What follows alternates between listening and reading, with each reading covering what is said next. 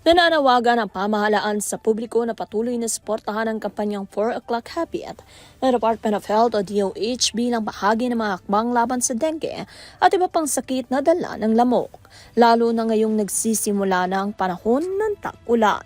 Sa press briefing sa Malacañang, sinabi ni PCO Undersecretary Claire Castro na alinsunod sa rekomendasyon ng World Health Organization na nanatiling pangunahing paraan ng vector control upang maiwasan at makontrol ang pagdami ng mga kaso ng dengue. Ang kampanyang 4 O'Clock Habit o Alas 4 kontra Mosquito ay naghihikayat sa mga mamamayan na isagawa ang taob, taktak, tuyo at takip. Ito'y upang maalis sa mga posibleng pamugaran ng lamok at mapigilan ang pagkalat ng sakit.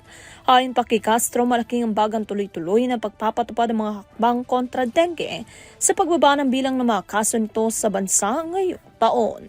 Batay sa pinakahuling datos ng DOH, bumaba ng 57% ang naitalang kaso ng dengue sa buong bansa.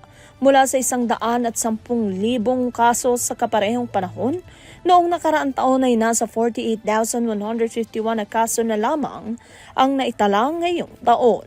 Patuloy namang hinihikayat ng pamahalaan ng publiko na makiisa sa kampanya upang mapanatili ang pagbaba ng mga kaso ng dengue at maprotektahan ang kalusugan ng komunidad sa buong bansa. Para sa TV News, Catherine Landicho, sumasaludo sa bawat Pilipino.